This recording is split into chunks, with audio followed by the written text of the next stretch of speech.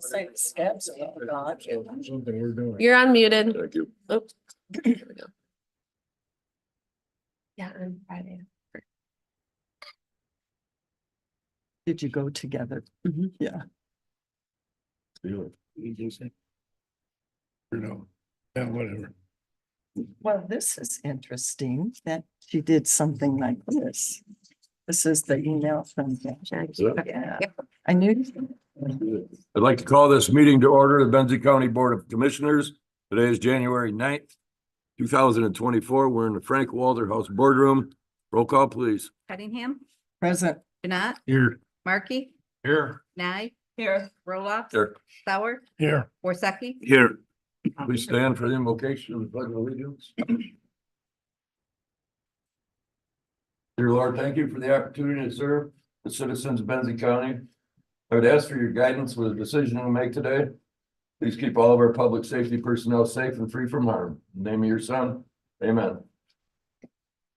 Pledge allegiance to the flag of the United States of America and to the republic for which it stands, one nation, under God, indivisible, with liberty and justice for all. Please be seated.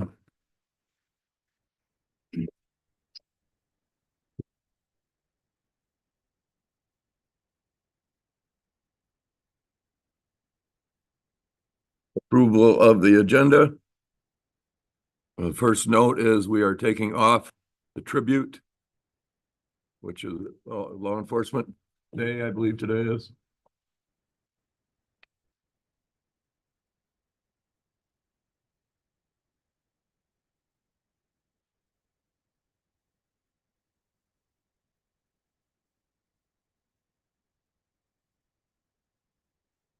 Any additions, changes?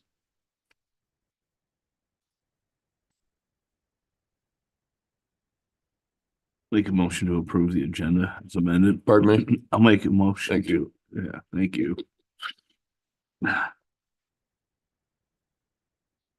I'll second. All righty, we have a motion and support. Is there further discussion? All in favor, say aye. Aye. Opposed? So moved. Minutes from 12:12 and 1:3. Like them separate, please.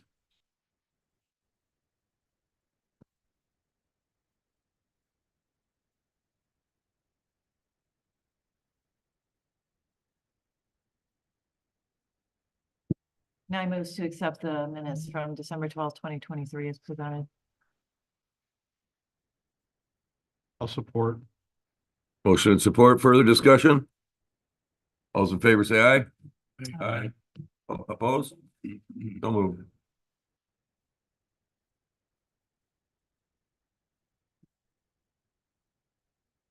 Minutes from January 3rd? Just Huh. have- excuse Go me. ahead. Fish until they make the motion. Go ahead, me. I moved that January 3rd.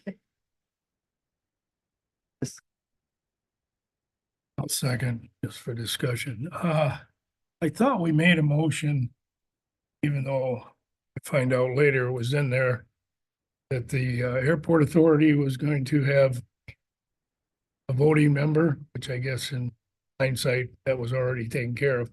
But I didn't see it in the minutes. Did I miss it? And I think we added a couple other things. I It can't remember. It was within one big motion. 'Cause we Yeah. eliminated the two positions at the schools.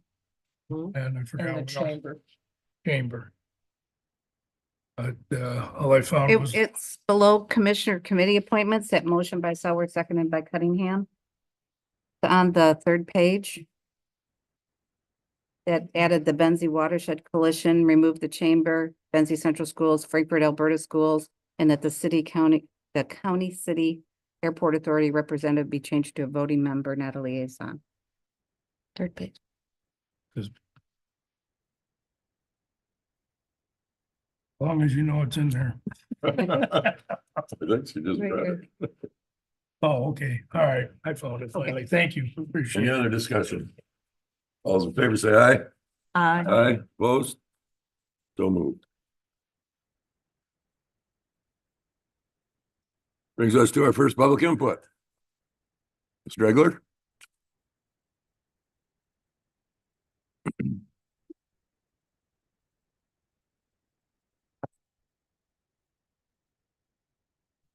Hello, everyone. Name's Dave Egler. Born and raised in Benzie County all my life. Recently came back after a little stint, Grand Rapids area and doing some different things, legal practice and whatnot.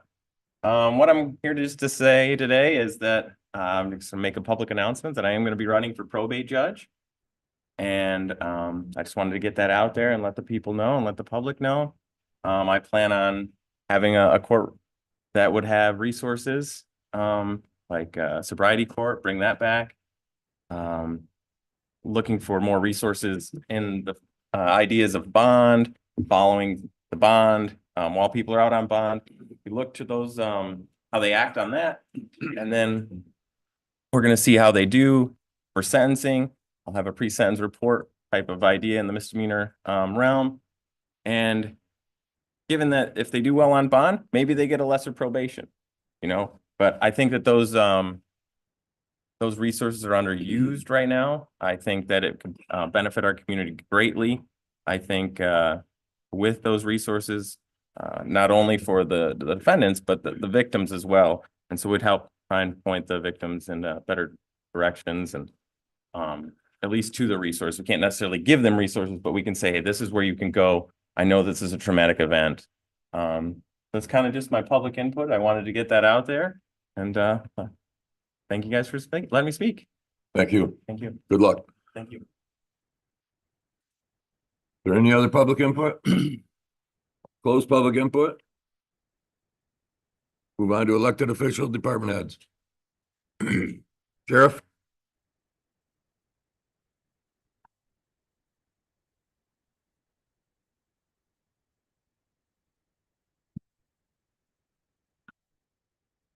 Kyle Rosa, Benzie County Sheriff.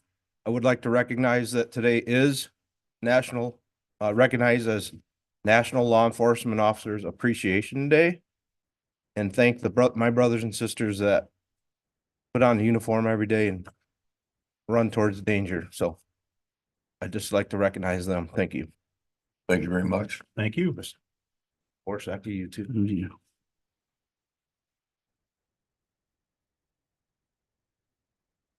Rebecca? Morning, Rebecca Huber's Office of Emergency Management. Just a quick update on the lower level construction project. It's going well. We have tentatively planned an open house, but I'm just going to say mid-February because I'm afraid if I give a date, then all things will just start breaking. So it's making me nervous. But we are fine line and they're doing a great job. And I have carpets and cabinets and We'll announce the date a little bit closer. I will I just want to make sure that not still things hanging from the ceiling before I have people walk. I'll Very give you good. a date soon, mid-February. Thank you. Other department heads? We will close. And move to finance, please. Excuse me.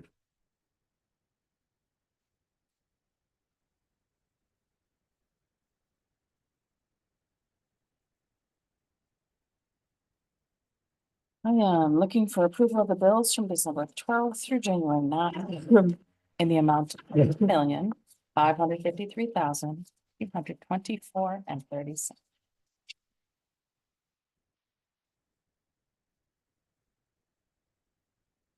I would move to support paying the finance bills. You're making the motion. Yes. I second. Motion and support. Is there further discussion? This is normally our biggest month. Because we only had 1 month in December, we didn't approve the bills in December. So. Mhm. Well, and also things are happening. We're building stuff. We're Right. spending ARPA money. We're busy. We're busy. Motion and support. Any further discussion? Roll call, please. Janat, Yes. Markey, Yes. Nye, Yes. Roloff, Yes. Sauer, Yes. Worsakki, Yes. Cunningham. Yes. Carried. Thank you. You would think January would be sleepy, but we are not.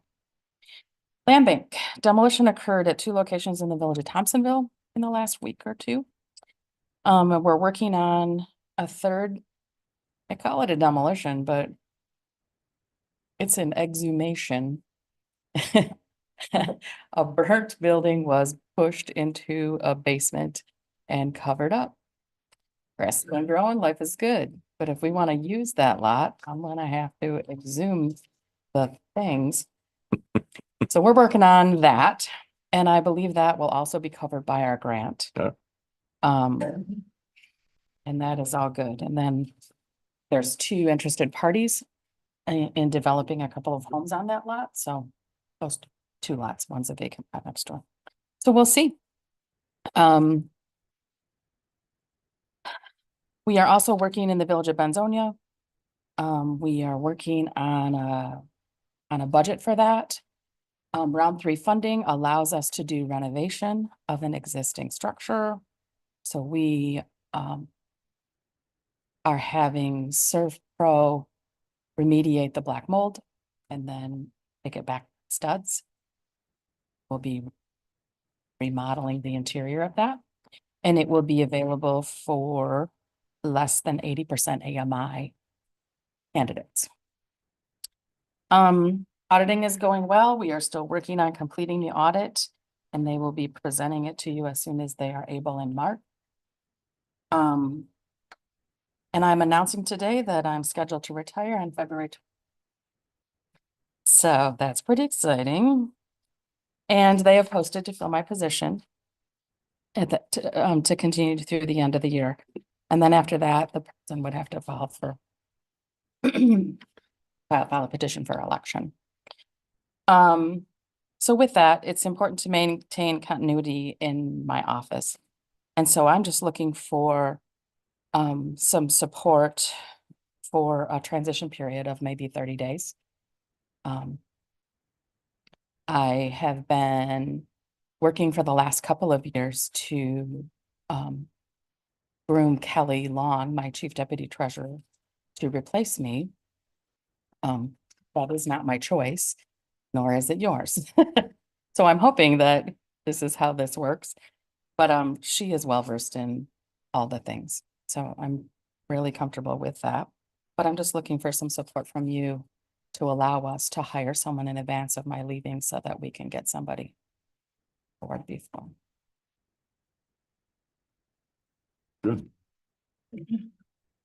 It'll be on a future agenda for full consideration. Shelley, who is the panel that makes the appointment? The clerk? the By judge? statute, By it's the statute. probate judge, the county clerk, and the county prosecutor. They were notified, they had a meeting Monday. They posted the position. On our way. Yeah. Thank you. Thank you.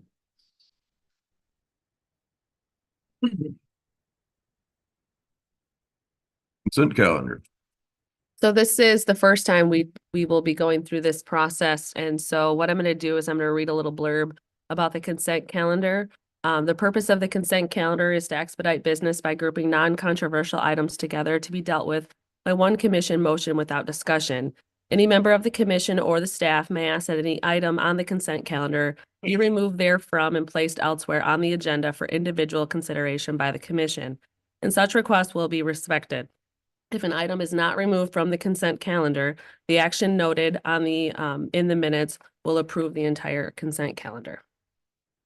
So essentially what it means is one motion to adopt the consent calendar would approve everything that's on the consent calendar unless you or somebody from the staff asks for it to be removed, and then that would be considered individually by its own motion.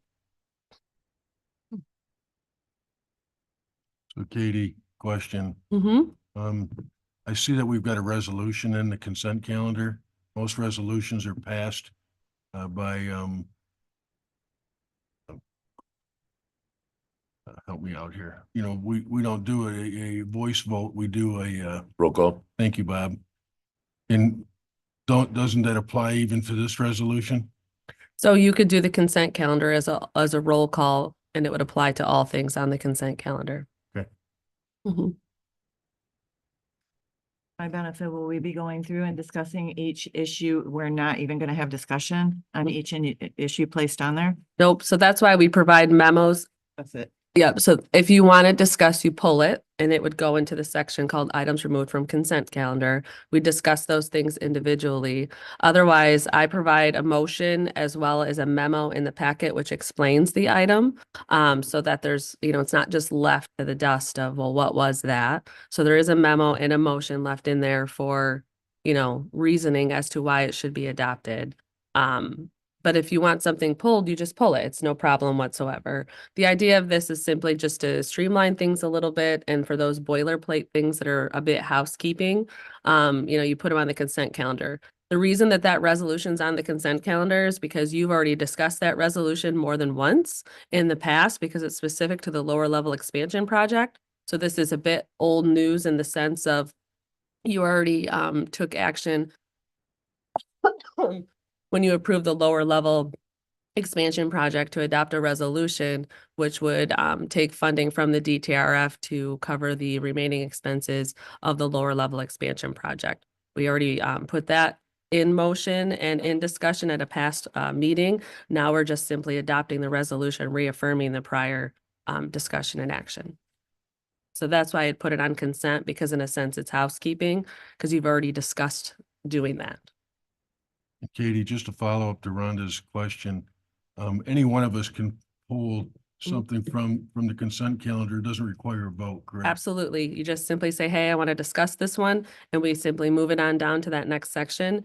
And then when you adopt the consent calendar, you'd move into that item that was pulled and have its own discussion on that item. If we just have questions of clarification on some of the things that we're reading, do you prefer that we call you prior to the meeting instead of pulling the item? It would seem, the opportunity for discussions make things clearer for the people listening and the public at large. And when there's not that opportunity. You could still ask clarifying questions without pulling it from the consent. You could say, hey, item A, I had a quick question on this one thing.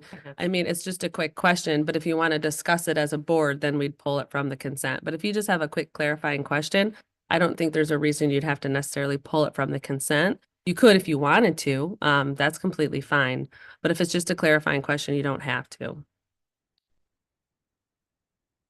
Well, should I try a quick clarifying question and see if it should be asked Sure. or pulled? Yeah. On the matter of the DTRF transfer. Yep. In the past, when the DTRF has paid for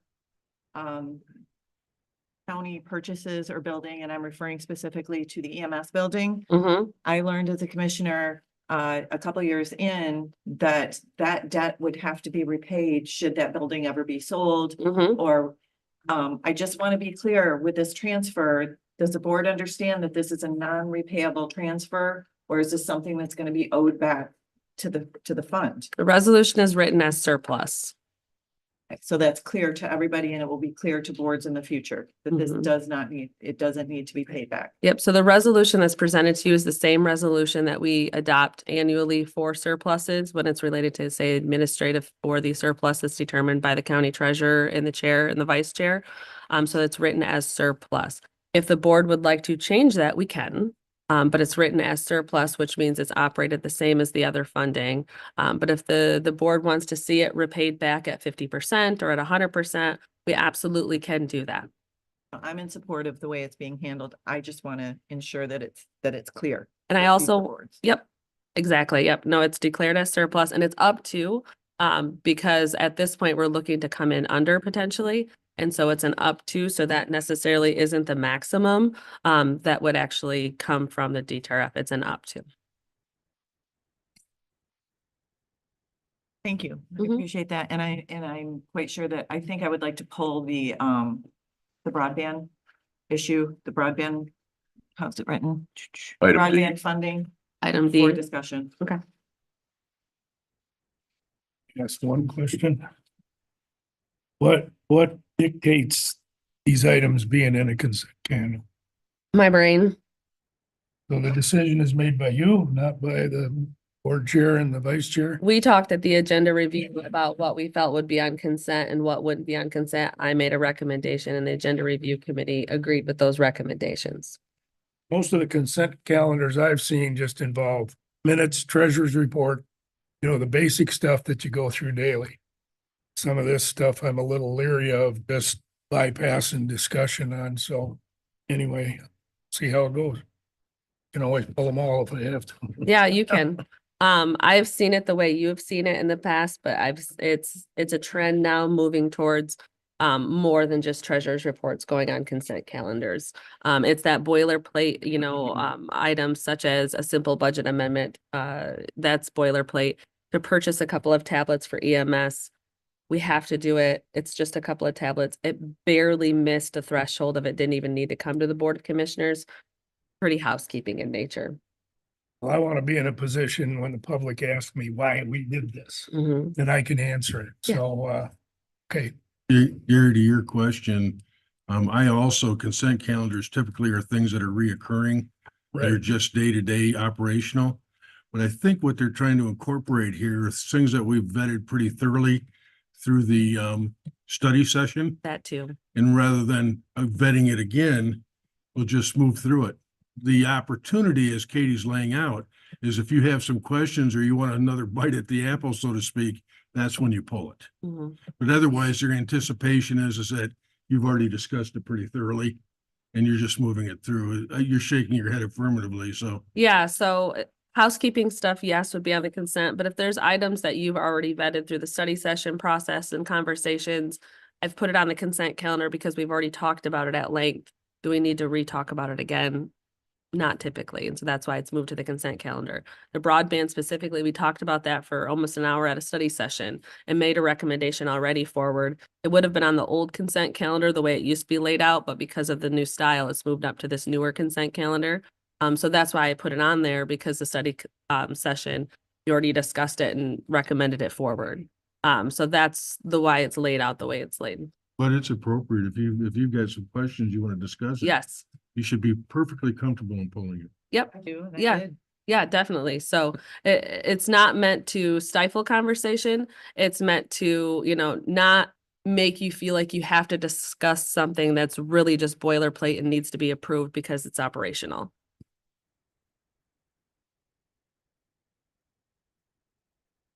Go.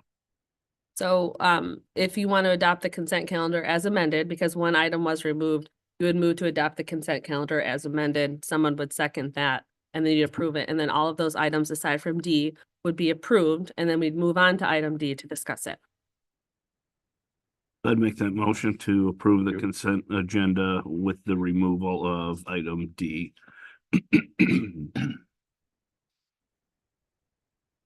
Mark Olson. Motion and support. Is there any further discussion? Roll call, please. Markey, Yes. Nye, Yes. Roloffs. Yes. Sauer, Yes. Worsakki, Yes. Cunningham, Yes, Janat, Yes. motion carried. Item D. Item D, just for a nutshell for the folks listening, there was $200,000 and there's a very, actually, very nicely written memo in the packet if anybody wants to refer to it. But there was $200,000 of ARPA broadband money designated for a consultant. That consultant has done fantastic work for us, and we've recognized the fact that we may need to branch out in other areas of support for broadband that weren't anticipated when this project started. Only $30,000 of that money has been used to date, which leaves a remainder of 170. My issue and what I want the board to consider is the wording of the recommendation is that for the remainder of that money, the recommended motion is that the Board of Commissioners amends their July 26, 2022 motion to follow for flexibility and allocation of funding for the broadband expansion initiative and authorizes administration to agree to partnerships with agencies and organizations to maximize its approach in obtaining additional grant funding for broadband expansion and the implementation of a digital equity compass. My concern with this motion is that this body is the decision maker for contracts entered into and fiscal arrangements.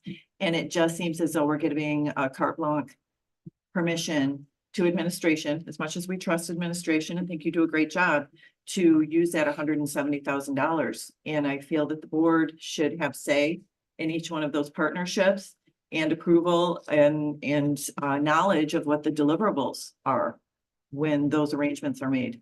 So I don't, I think this is too broad for that amount of money. I just would remind us that this gets vetted through the EDC.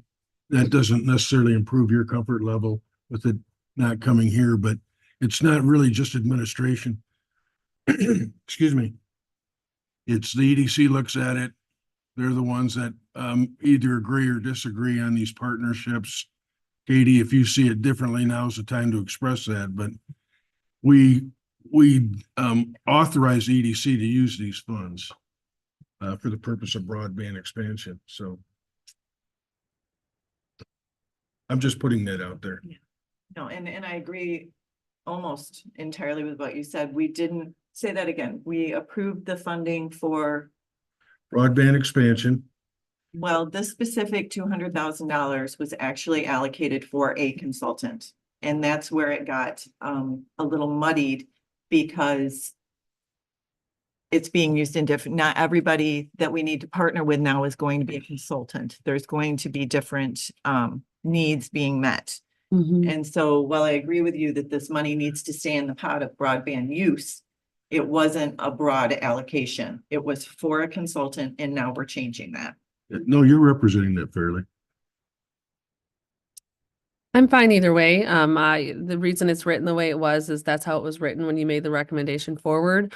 And it's really to streamline those partnerships. You know, when there's folks that come along, when we get to this BEAD grant that's supposed to be coming out soon, you know, the clock's going to tick fairly quickly. When they open up that BEAD grant, it sounds like there'll be maybe 60 days to put it together and submit things. And so, you know, in effort of timeliness and streamlining that process to ensure that we're putting forward a good application, that's why I put it in our office so that Mitch and I can have those conversations. Mitch is who we've trusted to really oversee a lot of this for us because he really is the subject matter expert. I am not. And so I rely heavily on him. I don't approach anybody. And if somebody were to approach me, I'd bring Mitch into the conversation because he really is the one guiding. But I'm happy to bring it back here if we need to, or to the EDC if we want to stop there. That's fine. I just want to caution if there's any issues that may delay some element of the grant that's on a timeline. I would like that flexibility to move something forward in the best interest of the county. I struggle with the fact we meet every 2 weeks. I can't Yeah. imagine that occurring. I can't either, but I want to plan for it. So I'm happy to bring stuff back here. That's fine. We can change that. If there could be a caveat that's, you know, in an emergent type situation, that our office can authorize some sort of transaction if it's an emergent type situation. If there's no commission meeting coming up within a reasonable amount of time, so something needs to be done by Friday and we don't meet for two weeks yet, well, that could be an issue. And so I can always bring it back for confirming approval to, you know, for you to reaffirm the decision that I made in a situation like that. It probably will never happen, but I don't want to pigeonhole ourselves and then we miss some step because we were very rigid in the process. Well, two comments on that, Katie. One is in that urgent situation, and I'm sure that you would follow this, I'd recommend that you call the chair, vice chair, and to consult with them. But I'm wondering, in order to improve your comfort level, Rhonda, is that we put a dollar limit on what can be committed without coming to the board. You know, if everybody else is comfortable and I'm the only one not comfortable, you know, move forward. I don't think there's any reason with as slow moving as most things are in projects like this in government, why we can't vet each contract and be in on the decision-making process with amounts of money being spent, the kind of which we're talking about. I don't know why this is necessary to circumvent the board.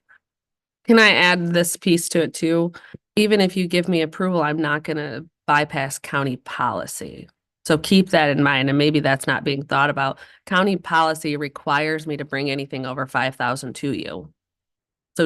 So you might be giving me authority to move forward with a partnership, but if it's going to surpass the maximum threshold, which policy says I can approve, it still has to come back to you. You have to approve those larger dollar amounts, period. That's policy. Is that $5,000 per occurrence or aggregate?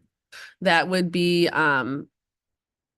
well, it depends. So per occurrence, most likely, unless we approve a partnership, then it could exceed.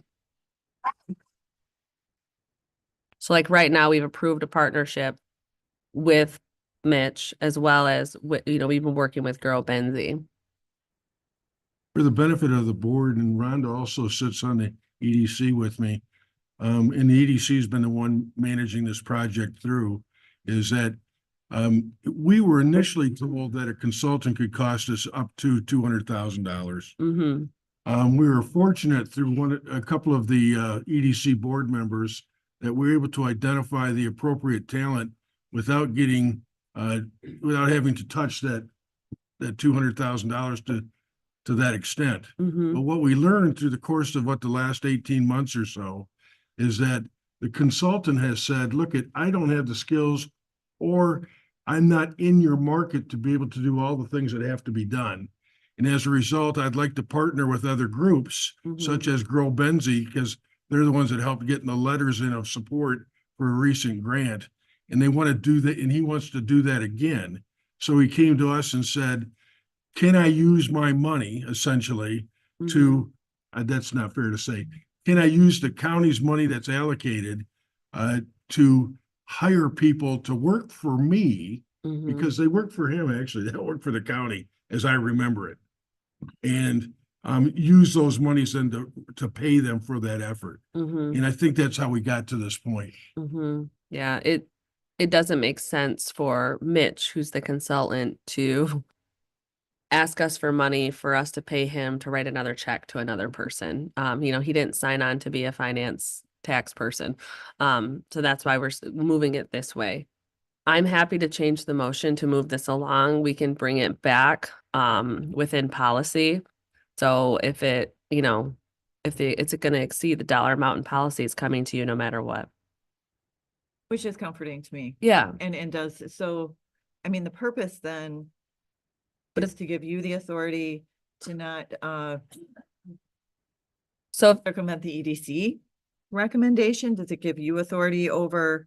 The If EDC you're will still be following tied in. policy and a $5,000, as we know, maximum needs to be brought to the board, what does this serve? So right now that change based on what we're doing. So that money is right now allocated to Mitch. If I need, so this individual named John Willow, for instance, who is with the, she's with the National Broadband Association. She's going to assist with some of those higher level letters of support and some of that fact finding as well as review of those federal applications, because she's in those federal realms. It's like a 1 to 2 time thing, 4 or 5 hours of her time to do this. I want to have the authority to say, hey, yeah, can I work with you for that 4 to 5 hours, pay you a few $100, do this really important step in the process without having to bring it back to you for approval of something like that. That seems reasonable. That's what I'm after. I'm not after to just give $50,000 to this group and that group, but there's some of these during this grant process, there's some of these things where it's like, I just need that person's ear for 4 or 5, 6 hours. And their talent and their network is worth a dollar amount. And so those sorts of things, it's hard to wait to come back to you. I want to be able to do those things. No, I appreciate that. And I appreciate the clarification. That helps me. That helps me a lot too, Rhonda, because Katie, and thank you for that, because I wasn't here for all the historical with that. I've done a lot of catch up on it and get a lot of input. But that does give me the comfort level, and I thank you for bringing that forward and for your explanation on that. I was feeling like the board wasn't going to have a voice there. No. And so your clarification. So I think helps a what lot would for help the recommended motion was authorizes administration to agree to partnerships with agencies and organizations within county policy to maximize, so adding that section. So then anything, it just adds that. I would follow that no matter what, because that's our policy, but let's add that to the motion just for, comfort level. And just to bring you up to speed, and Katie, I'm going to ask you to elaborate more, but the state recognized Benzie County as one of 3 counties that were going to participate in what they're referring to as digital equity. Things have been moving along fairly quickly. You don't see it because we're working with outside groups. And I know it doesn't directly relate to this request, but why don't you bring everybody up to speed on what's happening with that? Yeah, so I was actually going to put that in my report today. I passed out a email on your desk today from Jackie Borzan, who is helping us with the Digital Equity Task Force. And so right now, we're working with Merit Group. Merit, you all know Merit from the studies that we did. They're working with us and 2 other municipalities in Michigan to really grasp this digital equity piece and what it means and how to roll that out in your community. What we're doing is we're trying to figure out ways to, there's one thing to bring the internet to somebody's house, but then how do they use it? What do they need to use it? What education, what tools do they need? And so the federal government is putting out all this money for broadband to expand broadband. And that's what they did years ago. But this time they're saying, well, not only do you have to expand broadband, you have to actually help people use the broadband. You have to show them how to use the broadband. You have to educate them. So there's this digital equity piece, which is going to play a very important role in the BEAD grant coming out. And it also plays an important role in the Robin grant that we already received. And so I'm working with a task force of folks, and it's various individuals from around the county. And we're talking about these things, about what is the true need for Benzie, because Benzie's demographics are much different than other counties. And so the needs that we have in our county to make broadband successful are very different than other counties. And so we're working on that on a local level to figure out what is the best way to approach this. And so we're coming up with a digital equity compass or digital strategy as to moving forward to make broadband successful in Benzie County. And there's an email on your desk from Jackie that kind of talks about what she's looking for from you right now, not necessarily a meeting, but she's looking for some anecdotal, feedback evidence from you. What have you heard from your constituents as to what the need is outside of just getting the service? And that'll help us as we continue to develop this broadband equity strategy. Katie, if you want to restate that motion that you were modifying, and I'll make a motion to move that along. That the Board of Commissioners amends their July 22nd, 2022 motion to allow for flexibility in the allocation of funding for the broadband expansion initiative and authorizes administration to agree to partnerships with agencies and organizations within the county policy to maximize its approach in obtaining grant funding for broadband expansion and the implementation of a digital equity compass. Janat moves for adoption. Markey will support. The motion and support. Is there any further discussion? Just one point. Originally, the $200,000 was allocated for MIT, correct? Mhm. For For his consultant. expertise and his consulting. At the time, we didn't know even who that person was, Yeah, but yes. okay. So I guess I'm looking at it, if he brings on other factors into this, this is on him. And as long as he was already allocated that amount of money, I would think he would have the right to make those decisions. Maybe I'm wrong. So he's saying he doesn't need all that money. He doesn't want all that money. Mitch obviously is doing a service for a price. He also is doing a lot of things because he sees the betterment of what could happen. And so what Mitch is saying is, hey, I don't need all that money. It can be used in better ways. And so he's recommending to us as our professional that we've partnered with that we really should allocate some of this funding to other subject matter experts, because he's not the subject matter expert in everything. And he's saying, I don't need all this money. So he's recommending that we move this forward. It doesn't make sense for us to pay him just for him to pay another person. He's a semi-retired individual who's helping us. And, quite frankly, he doesn't want to do that. And I don't blame him. And so he's recommending to us to move forward in this direction. But Gary, if I understand your question, which I found it to be a supporting question, is yes, the EDC in our conversations with Mitch had said, we recognize that you need additional support, but we're not in a position to tell you what support you really need to get the job done. What we're doing is measuring you on your success. What resources do you need? And it's true, as Katie said, he's not going to personally gain from all of those monies, but he needed to be able to be assured that when he goes out and reaches out to a third party to help him meet his goals, that the money's there. And we did talk to him about, they submit their expenses to him, he pays them, we reimburse him. And he said, look, I'm a one-man shop. I'm not really set up that way. Most of the time he's contracted to Merit. He said, basically, I want you guys to handle the back room. Fair, is that fair? Yeah. And so that's, I think that's more direct in terms of your question, because I did find your question more supportive than not. And we may not use that full 200,000. I don't know at what point do we say, okay, now we're going to cut it back to 150. But it has every evidence that we're probably not going to use the 200. I would In guess fact, not. I was doubtful that we would use it to begin with, but. Okay, thank you. Any other discussion? Roll call, please. Nye, Yes. Roloff. Yes. Sauer, Yes. Worsakki, Yes. Cunningham, Yes. Janat, Yes. Markey, Yes. motion carried. Thank you. Good questions, Rhonda. We're gonna move into our 9:30 with Mr. Troop with the Conservation District. For having me back, Commissioners. We just left well enough alone, but no, felt like I wanted to give a little bit extra time and importantly, leave some time for questions for those that don't know. I came last meeting and just spoke in public comments. So here to represent the Benzie Conservation District for our annual report to the Board of Commissioners. I have more reports. Thank you for putting these in the packet. Notice that. So anybody in the audience would like some of these? I have more. A couple things. I'm not going to go through what I went through last time in interest of your time, but I do want to start with just a note of appreciation for all of you, for Katie, our staff, our board, and the whole community. You know, this marks 1 year for me in this role.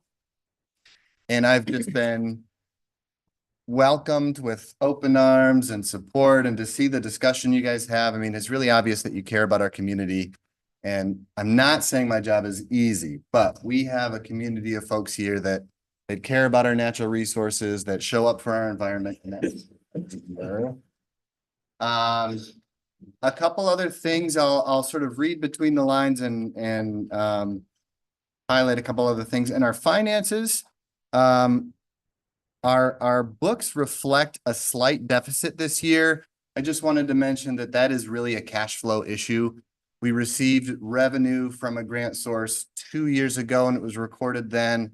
We didn't receive the invoice for services and the expense was recorded last year, and that was $20,000.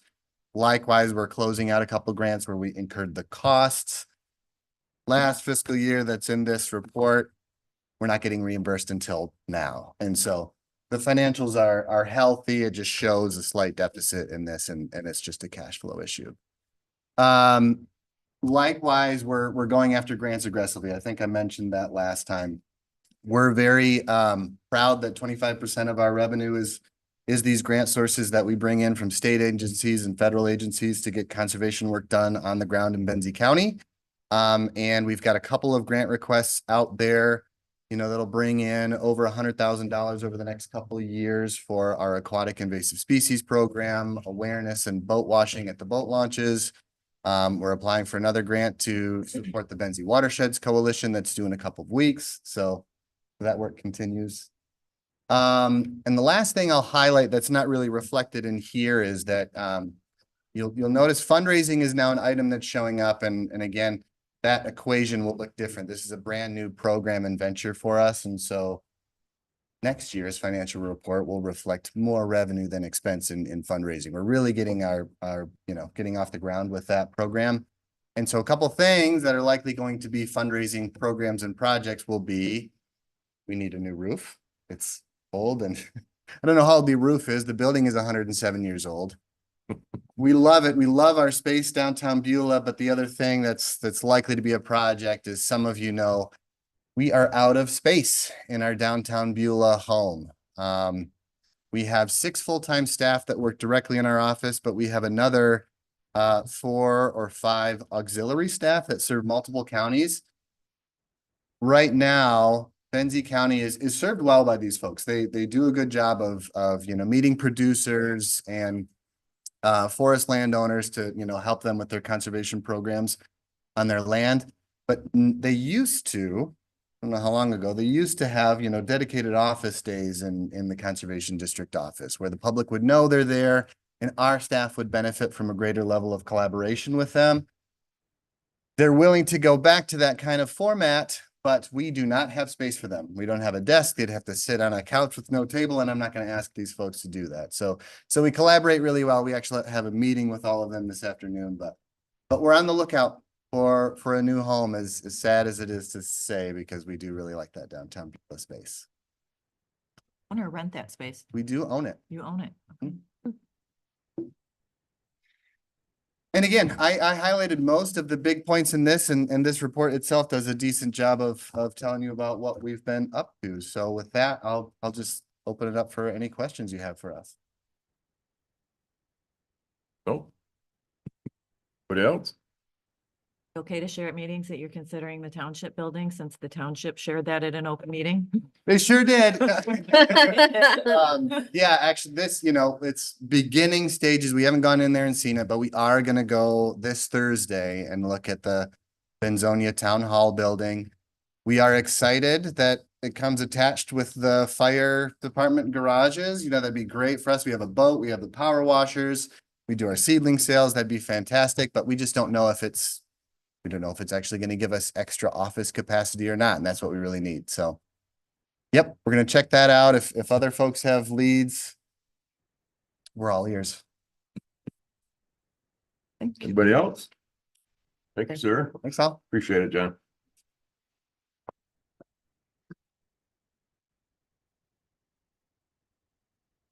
Old business? Don't see any. New business, item A, consider approving the work order change to the Point Betsy project. Chuck Clark is here to go over that change order with you guys. Morning, Mr. Clark. Morning. I didn't make the last change order, but just a bit of a review. The application was submitted to Eagle and the Corps of Engineers about last February. They started going through their review process, public notice process and so on. And then in June, we put it out for bids, had a meeting with prospective bidders. This is the shoreline protection system, and had about 10 interested companies. Only one, however, bid on it. And there were a number of reasons, other commitments, a lot of questions about logistical support, like work in the rock we put and so on. And so we decided to delay it until spring of 2024 and go out for bid again. The biggest question was, well, the permit's not been approved by Eagle or the Corps for that matter.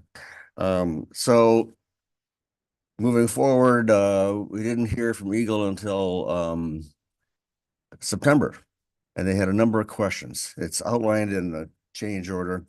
The first one was the north end, which is where the point is, where the fog signal building is, and then it goes east, where it's a big dugout area. And we wanted, in the design, really to not change that point.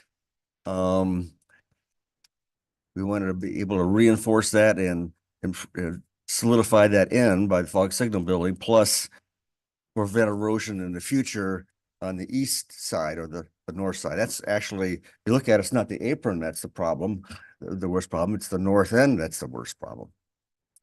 Second issue was they didn't like the toe of the revetment being so far into the lake. Right now you have groins that extend out so far, and that toe, which would be underwater, actually would be further out than that.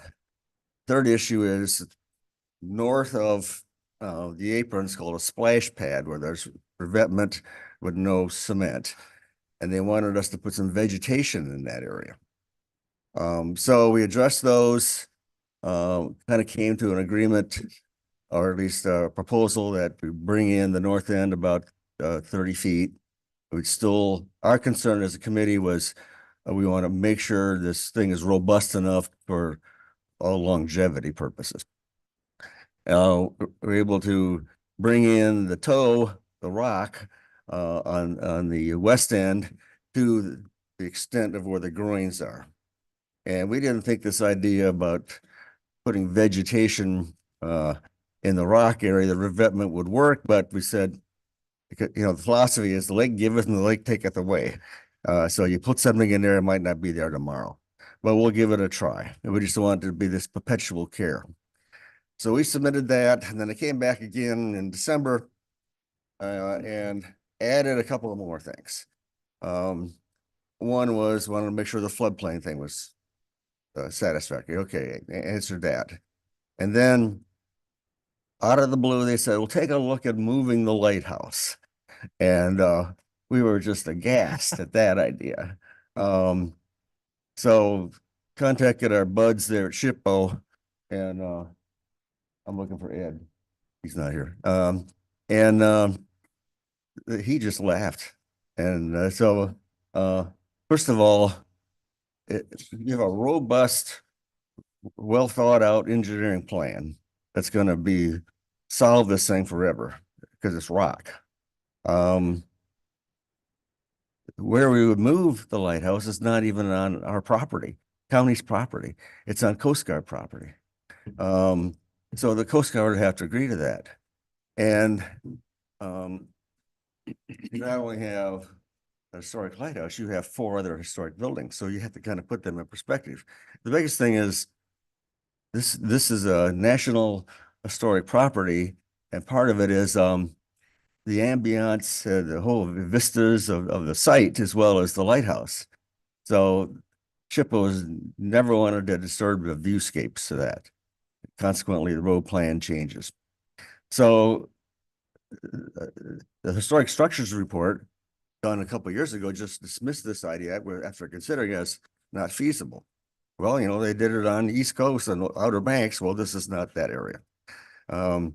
And from our experience in this process, the Coast Guard would have to relinquish their property to the Bureau of Land Management. Then the Bureau of Land Management would have to put it out to potential suitors that want the property, such as the county or the Nature Conservancy. And then that process takes at least 3 to 5 years. And SHPO would never approve it anyway. And we would go forward not recommending it. So the project would be dead in the water, relatively speaking. So that was all submitted last week to Eagle. Answers to all those issues. They met yesterday, and I was trying to get some feedback last night or this morning, but haven't got that yet. So we'll see where that goes. They are going to meet again, and we'll see what we're going to further negotiate that. But we're kind of running out of time. We're hoping to go back to bid in the spring, but we need the plan in place. So that's kind of where we are in that. This change order addresses additional work with regulatory agencies. And we still haven't heard much of anything from Corps of Engineers. And then it addresses, of all things, putting together a vibration plan and monitoring that, and then continuing to get the bidding process going for the spring. So it's a big dollar amount, but it's just the price of doing business when you're working with 4 regulatory agencies, plus yourselves. So I don't know if you had any questions on that one, but we need to get that approved so we can continue to move forward here. It's paid for by the Friends, which will reimburse the county. And if they don't do it in a timely manner, I'll hear about it. No. Questions? Go ahead. No, go ahead. I was going to make a motion. When this first came to us, I'm still a little concerned.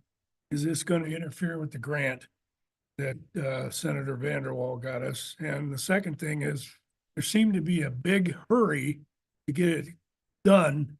And now all of a sudden it seems like, I know the water level's down, but it doesn't seem to be we're not in that big a rush anymore for some reason. So I'm I understand regulatory agencies.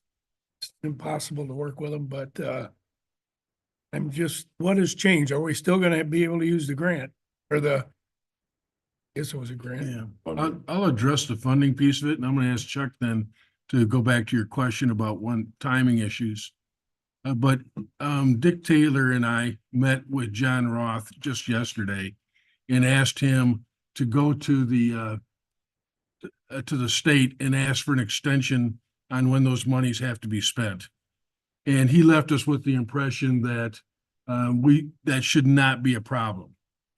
By the way, in addition to that, we have made an additional request, Chuck, and you maybe already heard this, for additional money. Because we knew that it was, based on my conversations with Dick, it was going to take more time than they originally anticipated. Why don't you address the construction issues and timing?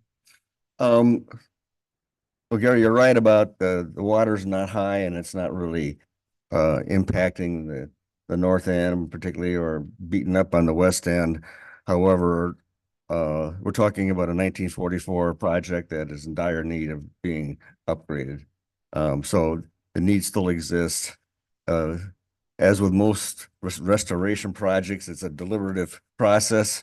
And I think we're in our third or fourth year on just the planning phase of this. So right now, that grant was supposed to expire next year, and we were looking at getting it started this year. So we would have it done by next year. And I think if it doesn't happen at 25, if we could get this grant extended, that would be that would give us some breathing room in case other things need to happen, because they're gonna have to redo the plans and things like this, and then Eagle's gonna have to approve it again. The other thing is that we were short a couple $1 million, and we're looking at fundraising to take care of that. But if we can get some more relief out of the state on that, it can happen sooner. Chuck, why don't you also talk about the bidding process and the lack of interested parties you got? Well, there are probably engineers and architects going to define certain people that are competent and experienced in these projects. They were like 3 or 4 that we were looking at bidding on it. They all were interested. They had other projects going on that were kind of clogging up their schedule this year. So that's one reason we moved it forward. We were looking at, one company said, well, bring in the rock into Ludington and then across the lake and then truck it up. Well, we're looking at maybe we can do something in Frankfurt with the old Ludke property, or maybe some property in Alberta to make that easier. So that was a consideration. One contractor had problems with a cement subcontractor. So we can kind of facilitate some of those things and answer those questions before we go out to bid again, and then make some liaisons and try to get something already in place before we talk to these people. Essentially, if I could just add, there was originally multiple companies that expressed interest, but when it came down to actually giving a bid, you had one company that really lacked the experience, as I understand it, Right. to do the work. And they came in at a premium, like 9.6 million. 9 million, and we kind of anticipate it'll be 9 million as last year's money. So I anticipate that you'll probably get that grant extended. My recommendation to Dick yesterday is I'd look at the end of 28 or 29, just so that you don't get boxed in. Like I go sooner than that. Well, I get that. Other fish to fry. And I'm getting old. Other questions? Thank you. Thank you. Thank you. I'd like to make the motion Good. that the Board of Commissioners approves the change order number 5 to Point Betsy Shoreline Protect Project agreement with Bar Engineering in the amount of $89,300, and that the board chair be authorized to sign, and that the related budget amendment in the amount of $89,300 for the project to allow for reimbursement of revenues from the Friends of Betsy Point and payment of invoices by the county be approved. Jeanette Sports. Motion and support. Is there further discussion? Hearing none, roll call, please. Roloffs. Yes. Sauer, Yes. Worzecki. Yes. Cunningham, Yes. Janat, Yes. Markey, Yes. Nye, Yes. motion carried. Thanks, Thank you. If Chuck. I could, Chuck, before you leave, if you'd indulge me just a moment. This project is being run totally by volunteers. Chuck and Dick, who have taken the lead role on this, they've termed out on the board now, but continue to follow through with it because they have all the history, quite frankly, the expertise to run with it. Chuck, you're treating it like you're getting paid for that, and I really appreciate it. I know you guys put in an enormous amount of time on this project. So there's probably others we should recognize, but I wanted to recognize you too. Thank you. And Ed, Ed's on that, not here, I guess. Ed, Dave's not here either. Thank you. Thanks for your. Thank you. Item B, approve addendum to construction contract to include probation remodel. On your desk this morning was a stack of papers, and much of those were part of this parole and probation consideration. I did also email that paperwork to you yesterday, so that you did have it. The long time talked about is a remodel to parole and probation. We did go through an RFP process and hired environmental architects to work with us to come up with a design and a cost estimate as to what we believe it would cost to proceed with that remodel. We have met with the Buildings and Grounds Committee, and we had quite the conversation about how to move forward, really. Ray did give us recommendations as to moving forward, and you'll note that in his memo to you, he does discuss that by moving forward with his recommendation, he does believe that there's over a 10% cost savings in the cost that was provided. The Buildings and Grounds discussed this because of course there's always that, well, we didn't go out to bid. And that can look down, the community can look down on you for that. We do, though, in our policy, we reserve the right to move forward in a way that doesn't necessarily follow the process in the policy if we believe it's in the best interest of the county. We have hired a professional to work through this process to ensure that the project is being managed properly, and he is wholeheartedly recommending us to move forward this way because he believes there is quite the cost savings. How this would be done is it would be an addendum to the current contract with Grand Traverse Construction, who is the project manager, the construction company who's working up the hill right now. And they have provided us a number which is quite a bit lower than what the estimated cost was for this renovation. The estimated cost was right around $243,000. They're coming in right around the $190,000 mark, which we believe is more than 10% lower than if we go out to RFP because they're already here. So it's just a matter of walking across the parking lot, which does add a cost savings to things. So what is in front of you today is to ask to move forward with approving an addendum to the current contract with Grand Traverse Construction to perform the parole and probation piece of the project. If the board does not want to do that, the other alternate motion would be to simply draft an RFP and start from scratch. However, I'm advised by both Grand Traverse Construction and Environment Architects that by doing that, there's a good chance we'll see over a 10% markup in the cost that's being presented to us today.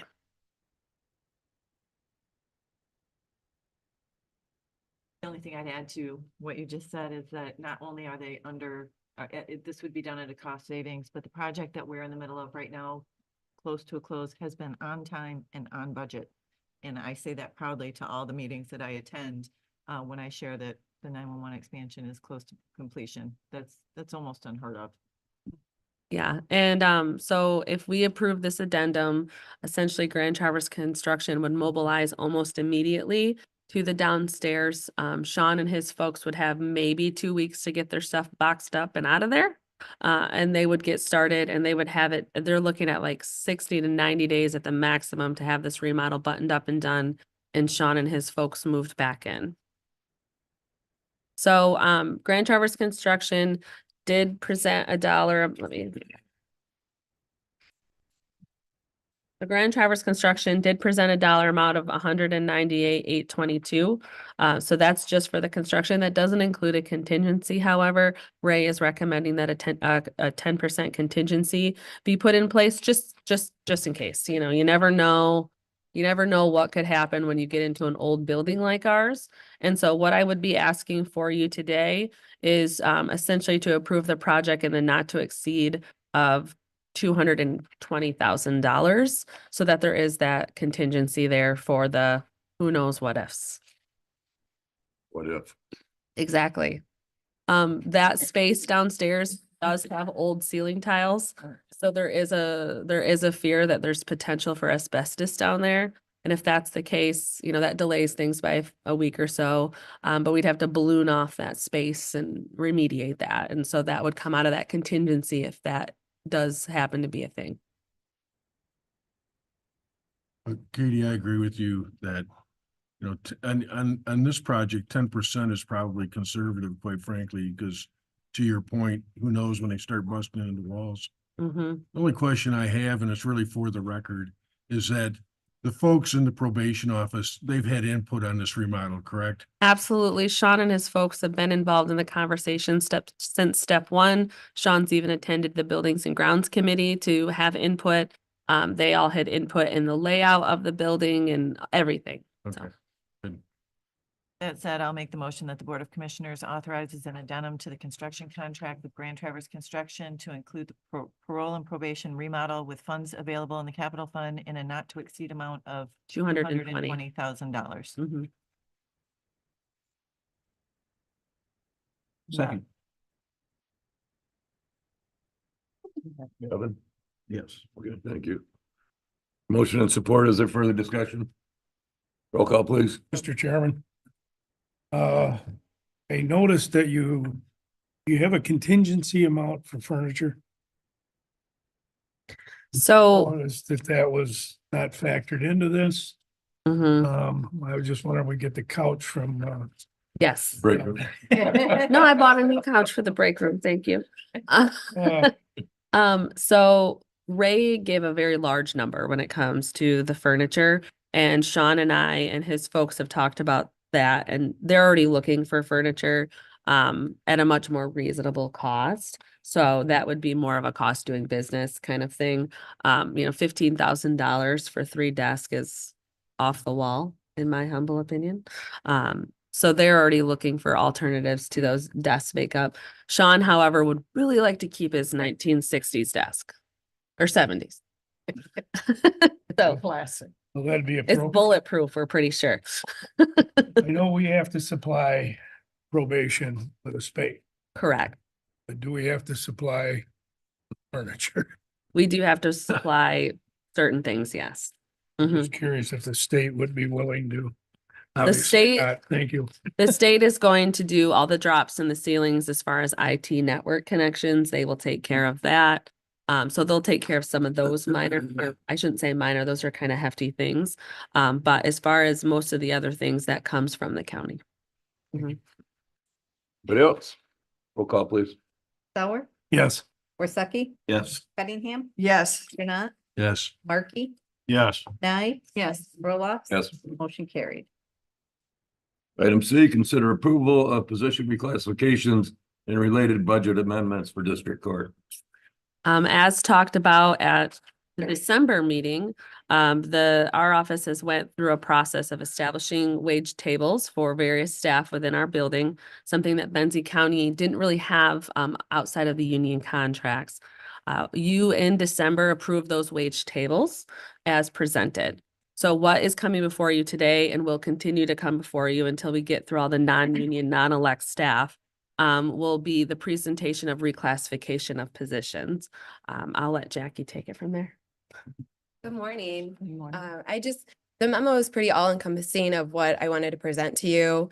There's just a few things that I wanted to point out. The first would be, this would be effective the next full pay period, so it wouldn't be until the 21st of January. I also wrote it, so no step increases would occur during the 23-24 fiscal year, because I don't think that's appropriate when they're already receiving such a bump. So all of these employees would be eligible for their step increases starting with the next fiscal year. And then this would be I anticipate this would be the biggest change coming forward, just because 4 positions were not on a scale at all. Going forward, I believe it's going to be 1 or 2 in a department rather than all 4. So I'm happy to answer any questions you may have regarding this. My biggest concern. When we jump something like we did with probation and this. These figures are in perpetuity. They will continue to climb. It will continue to cost us more for retirement and everything else. I worry about sustainability. We're in a period right now, we're spending like drunken sailors, I guess is how I interpret what's going on. I don't doubt these folks deserve this. But as a county, can we maintain it? Because the next option is, nobody likes that. We get to a point, we start laying people off. And I don't want to get there. So I want to stop you right there. Please do not say this is about a person.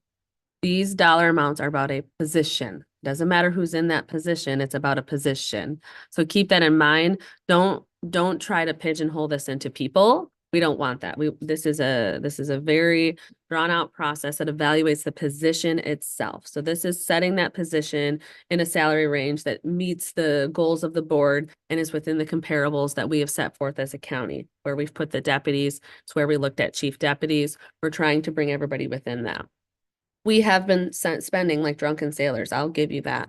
Though I don't like that phrase, but I want to remind you that the money that we've been spending is one-time funding that we've been spending on one-time purchases. We're not going to do another dispatch expansion. We're not going to have another broadband project. We're not going to have another parole and probation project. We have not been spending that money on operational things. We've been spending it on one-time things, which then allows us to evaluate our ongoing revenue and our ongoing expenses with the true dollars that we potentially will have.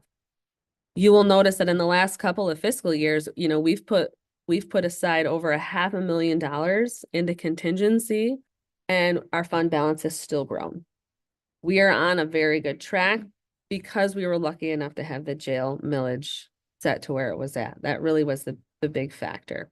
We will actually be going out to ballot again this year for the jail millage because that was only a 2-year millage at the time. The trend that we're on right now, this is sustainable. I hope you didn't misinterpret. I did not attack. No, I don't. I know where you're going with that. And I just want to keep it and positioned I and do not understand person. his position. My biggest thing is sustainability for the county. Because down the road, these things never come down. They continue to expand. Mhm. And just wanted to make that point perfectly clear, especially, part of this group really wants to push hard for deadly override. If I was in the public, which I am, I would kind of be looking at this as, oh, so this is what you're gonna do. Well, anyway, I just So- want folks to keep that in mind. And I would appreciate you as a commissioner explaining to the public that, you know, fair and equitable pay is what any organization wants for their employees. The process we have went through with the evaluation of these positions in comparison to our comparable counties and other positions that are much like these positions, we're not out of line. We're not at the top. We're not at the bottom. We're putting them in line. We were behind. We've been behind for quite some time. We're not looking to give raises just to give raises. This is a very cumbersome process that we went through to evaluate these positions to make sure that they're fair. Because at the end of the day, if they all leave, we have to be able to hire to replace anybody in those positions. And if it's at the bottom, we have a hard time finding people. And so we have to be competitive in the market, but we also have to be fair to the employees and the community who's trying to be part of Benzie County. So it's not just, oh, we're giving raises. There's a huge process that goes into this. And there's a ton of justification that goes into this. We've looked at our comparable counties. We've looked at positions that are much like these positions, just like we will with the other departments as we evaluate those positions. Not for a second was this some popularity contest that says, well, you should have more money because of that. No, I didn't interpret So, that. yeah. And my biggest concern, and always will be, is the people paying the taxes. Mm-hmm. It's a burden on people that are either have a defined income that can't afford it. I did hear a rumor from John Roth that it may be coming to a vote this November. And I haven't heard anything since, that the property tax end of this could be over. Depending on election, I doubt it, but Saying that's pretty far-fetched. well, they said they had it on the ballot, trying to say, I don't know. Well, and But- just to give you an idea, an employee will stay in the same grade. They can't move up a grade. Mhm. After the step 5, there's no step increases, and then they always get the cost of living increase. So there is a cap on how far an employee can get. And if an employer were to leave a position, traditionally we would start at step 1 with a new employee. So just to kind of give you an idea of what that would look like. Even these positions, they're starting off at step 3. One of them is stepping at step 1 because so it's not going to be dramatic over the next few years. It's going to be pretty step increase, and then eventually these employees are going to top out, and then it's just going to be your traditional cost of living. So step 5 is the max. Correct. Yeah, so don't- you can't move within a grade. So once you're set in a grade, you can't move to a new grade unless a new reclassification process is performed, and there has to be, validation to move your grade. So, it's not going to be willy-nilly 10,000 this year, 10,000 next year, 18,000 the following year, because once they're set in that grade, they're held to the confines of those steps. Once they've topped out those steps, you guys could make that call as to any other increases that may be coming forward. But they don't just get to move up grades, which is an increased salary, without another reclassification process, which then comes to this board. We're spending a lot of time justifying these increases. Speaking just for myself, I'm not in a position to tell you whether it's competitive or not because you've done the research. Sure. I'll trust that your research is accurate. I have no reason to believe it isn't.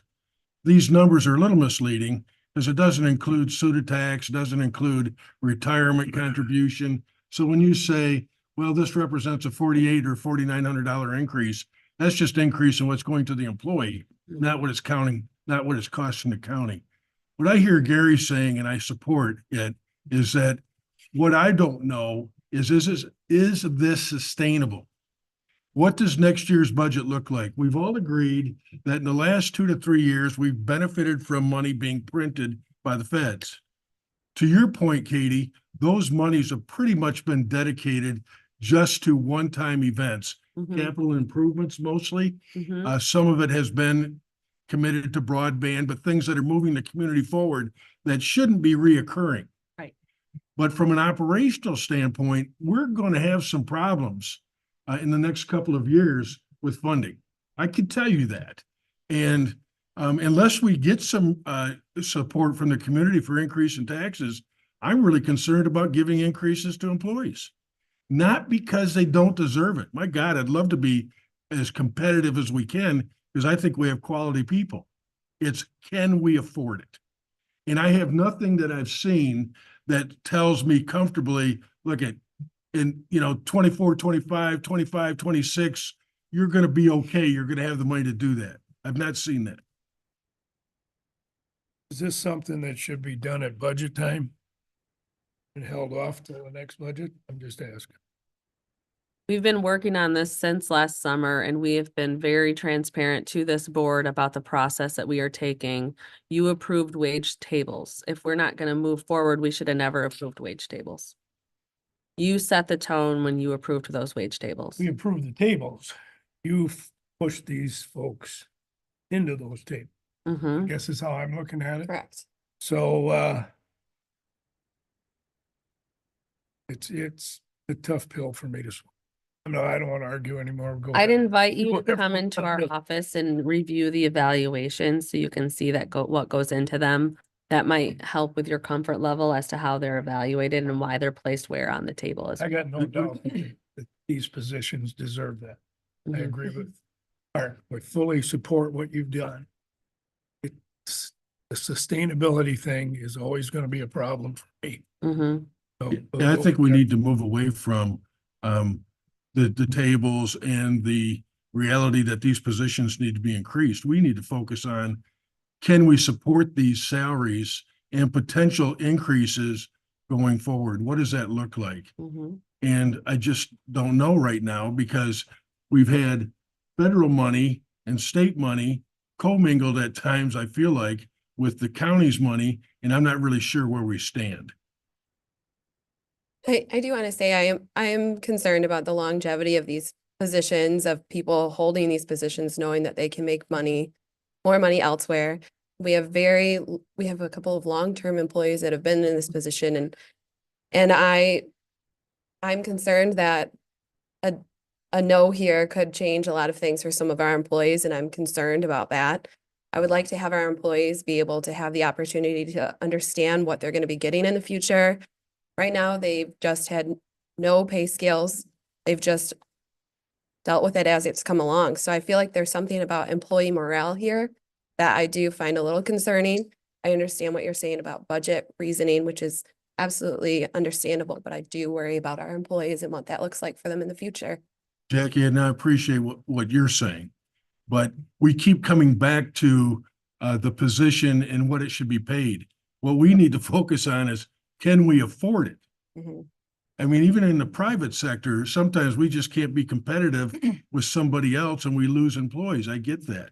But you've not been here when serious cuts have had to be made because they overspent, they overcommitted themselves.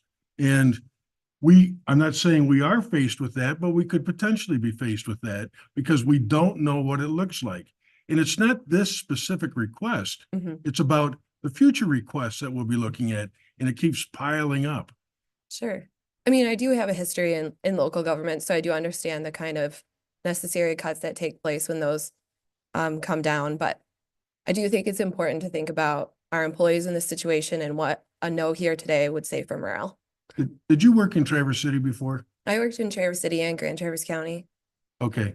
I think it's pretty recognizable. Their budget is considerably different than ours. And we were there when Grand Traverse County cut I and was gonna cut say- And you and know what it cut. feels- We know Yeah, I exactly know what it's exactly like. what it feels like. That's all I've got to say. Okay. So since I've been here, we have continuously put money into contingency that has sat there and built a fund balance, which is the trend. We already know that the state is calling for a 1 factor again for inflation. Therefore, there's going to be again another no rollback in Headley. So when you're projecting out those revenues, we're again looking to put probably at least another $500,000 into contingency. We've done that for 3 years. That's a 4th year that I'm pretty confident we're going to be doing again the same.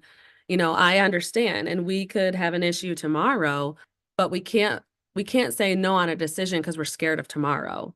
Because it could be 3 years from now, it could be 6 years from now. You all agreed to how many thousands of dollars for a report that told you you're running into the ground and you're going to be bankrupt. That never happened because something changed. We have a clear track history now of putting money into contingency that ends up into our fund balance. 3 years is a fairly good trend for local government budgeting. We need to be utilizing those dollars to the best of our ability. We're getting a lot of those capital improvements done. We need to focus on our people. We do provide great benefits, but our pay in many positions isn't adequate. Yes, some are great, and we've evaluated some. We've noticed that we do have some positions that are very well paid, but we can't leave those few stragglers behind. And that's why we're doing these evaluations to make sure that everyone has a fair compensation to give back to our community. So the report you're referring to is the one we commissioned, Municipal Analytical.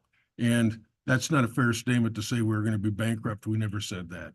We asked them for 3 case scenarios. You look at me like I'm wrong. I'm not. I was here. I helped commission that. All right. We had 3 scenarios that were developed. Best case, worst case, what's likely to happen. Worst case was that we were going to run our surplus down to about $200,000. But that was, in my opinion, a kind of a gross exaggeration. I never hung my hat on that.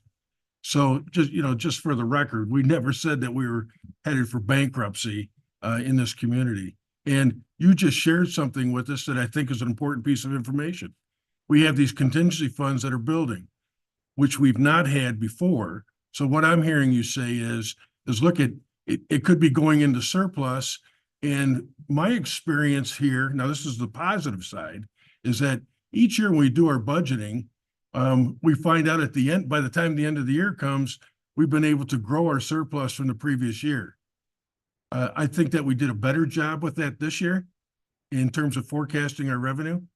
And we may very well be able to support this because I didn't realize we had, what'd you say, another $500,000 in contingency? 517,000 for this fiscal year, 467,000 last fiscal year.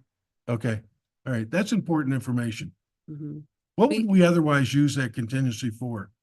So Shelley and I have talked about making a transfer into capital so that it goes into the capital fund because those are usually our biggest needs versus allowing it just to pack onto our general fund balance. That's why you'll notice in last year's audit, we only had, it was a nominal like $17,000 increase in our fund balance. And that's because we made that move over to capital so that we could continue to use that for capital expenses because that really is one of our biggest needs here as Benzie County. And do we already have that, those monies then committed? The old money, No, the contingency fund you're referring to, we already identified how we're gonna use those monies? Or are they available to support salary increases? we earmarked $100,000 for salary increases for this year. Yes. Okay, Mhm. that's important information. Tim? Awesome. No, I just want to say, excuse me, sorry. Since 10 years on this board, we've always talked about, we got to pay more, we got to pay more. And like Katie said, every year we end up putting money back into the coffers. And I think it's time that we do this. You guys have worked hard at it. I trust you, and I'd like to make a motion and we can continue discussion after that. Then the Board of Commissioners approves the wage increase for the above listed positions when the county administrator to complete the budget adjustment of 23,420 and 23 cents for contingency to the corresponding wage line with the wage increases to take effect on January 21st, 2024, with no step increases to occur until the 2024 fiscal year on each of the employees' anniversary. 24, 25. I'll second. Yes. Sorry. Motion and support. Any further discussion? Roll call, please. I'd like to make a comment I if I think could. Commissioner and I had something too. Oh, okay. No, you're good.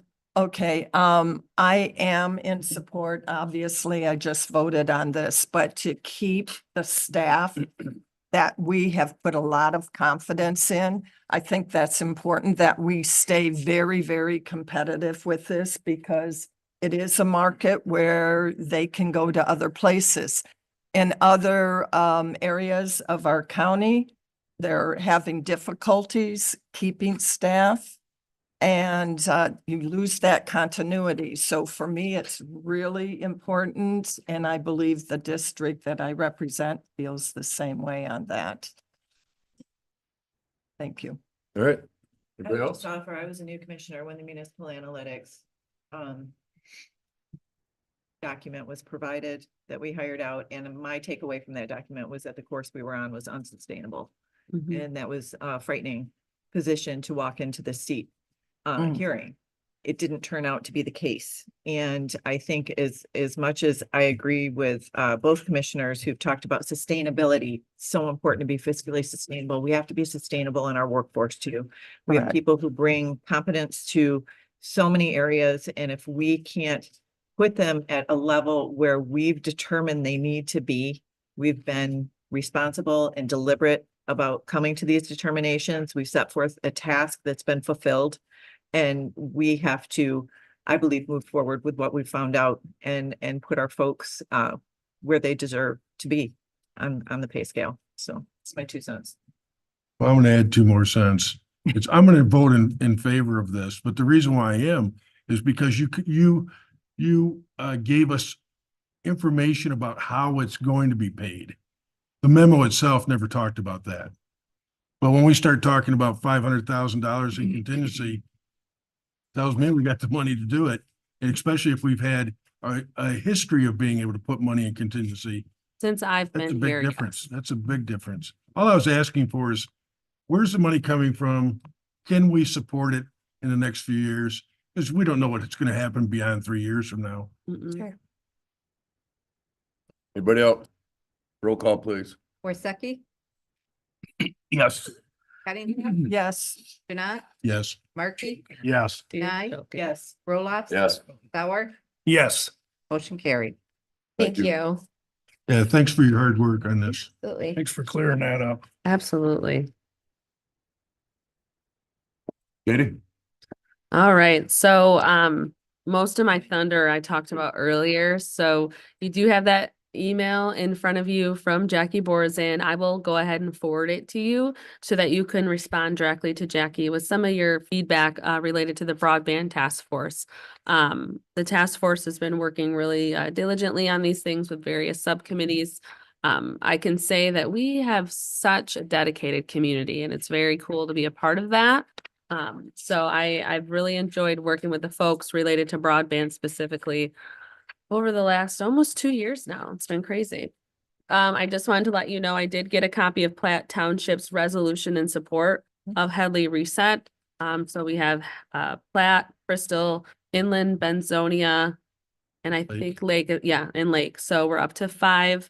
If you want to follow up with your townships to hear what they have to say, and then like we talked about, we'll consider that in February as to where we're at with things and if we're going to move forward and what have you.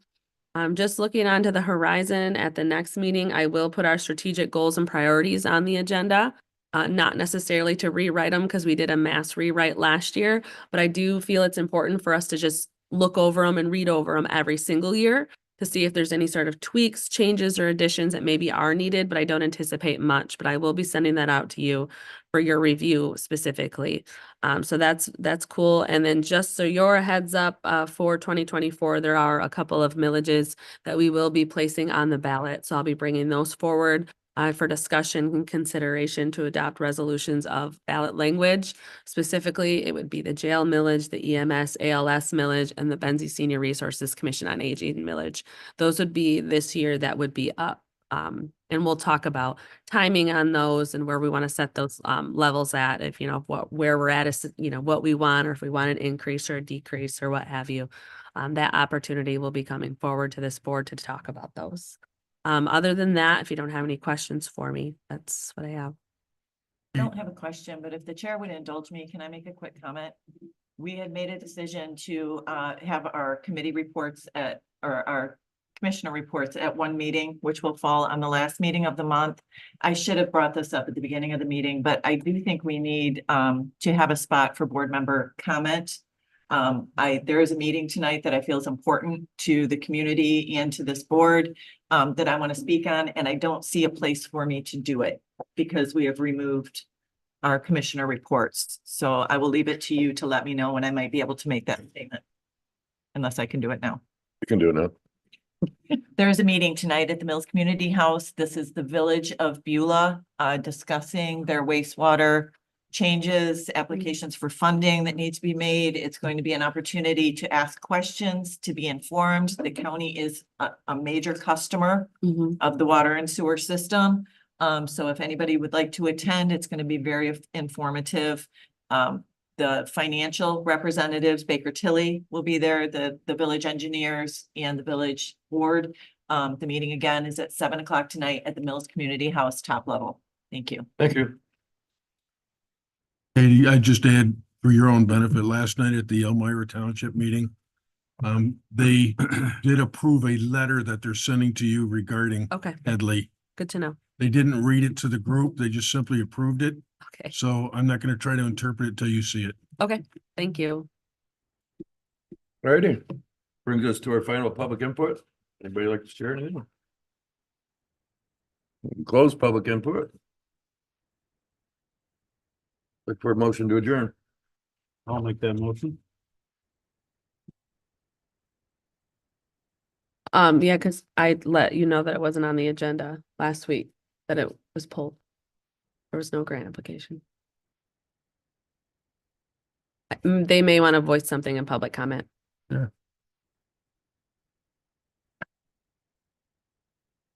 First of all, I don't know if you guys, Heidi Bolger is now our new chair for the Friend. So we welcome her. Welcome. Excited working with her. We're here today to talk about 2 different grants, the grants that is going on right now, the Spark grant. We're happy to be working with the county on that. We also wanted to bring up, submitting our RAISE grant application. Katie had a wonderful idea recently of taking that application, which we completed last year, right at this time to submit last year. We were working with Benzonia Township. Unfortunately, that just didn't happen. It was It was an administrative issue, so we didn't get that grant submitted. Katie had the idea of, let's expand that federal grant to include, work in Manistee County and connect more communities. I thought it was a great idea.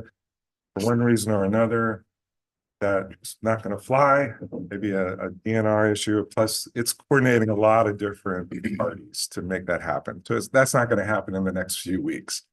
But we'd love to submit our RAISE grant application, which is already done, and we put probably 60 hours of work into doing that application. And by submitting it, and we're hoping that we can work with you as partners on that. We don't have high hopes of it getting approved, but we will get really important feedback when we submit that grant. So that's what we're hoping to accomplish by submitting it and asking to work with you on it. So we were working through some of that, and then in conversation with the DNR specifically, as well as Manistee County.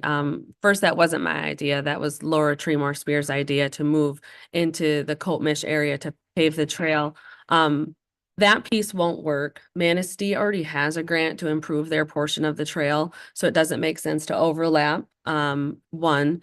Two, the DNR wasn't supportive of moving into Manistee. And while it's, we're in charge of the maintenance and the upgrade of that trail, the DNR really needs to buy into those things. And the DNR said, not a good idea. And so that's why that piece was dropped specifically. But then in speaking with Scott Slavin at the DNR and various other folks, it didn't make sense to move forward at this right time regarding for the RAISE grant. The RAISE grant is going to be a very large grant. And so we pumped the brakes for a minute because we're still having conversations with the DNR, with our legal counsel too, as to the relationship between the DNR and the Friends and the county for the trail. It's a very old, archaic relationship that needs to be upgraded and really looked at as to who, what, where, when, how, why. We have a lot of Friends group in Benzie County, and a lot of those Friends groups were brought together, and then there wasn't a true, okay, you're responsible for this and you're responsible for this, and let's have a checkpoint in 5 years to make sure this is working. So we're really looking at that as too, and that's under the advisement of our legal counsel telling us to do that. So that's why it wasn't brought forward to you today, is because there's a few more steps we need to accomplish before bringing that forward. It might come forward in February specifically, but that's why we pumped the brakes for this meeting specifically. And I sent that email out saying no application at this point, because there's some things that we do need to work with the DNR as well as our legal counsel when it comes to the trail. Great. Jerry, did you have anything to add? Because we discussed this at the last management council. Yeah, I think we had requested it before, but a couple of things came to light that we weren't aware of. In the Manistee segment, a huge part of it, that they got a grant for whatever, the crushed stone or Limestone. limestone. So we couldn't overlap those two. Right now, it's probably not beneficial for us to proceed. We could probably learn some. Most likely, we would not get it anyway. Mm-hmm. So, as long as Katie is gonna be doing most of the work, continue on there. And we're That's all working. I know. We're working through that with legal counsel too, just to spell out those responsibilities a little more. And then I know Scott Slavin is off right now, and when he gets back, we're all going to sit down too and really talk about, where does the DNR fit, where does the county fit, and where do the Friends fit appropriately, because that agreement is quite aged and we've changed as a county and we've changed as a Friends group, and we need to make sure that what we're doing moving forward, it really is the best path for all of us. Thank you. Thank you. Thank you. Tim, your motion still stand? I'll make the motion that we adjourn. Thank you. Second. Evan, support, all in favor, say aye.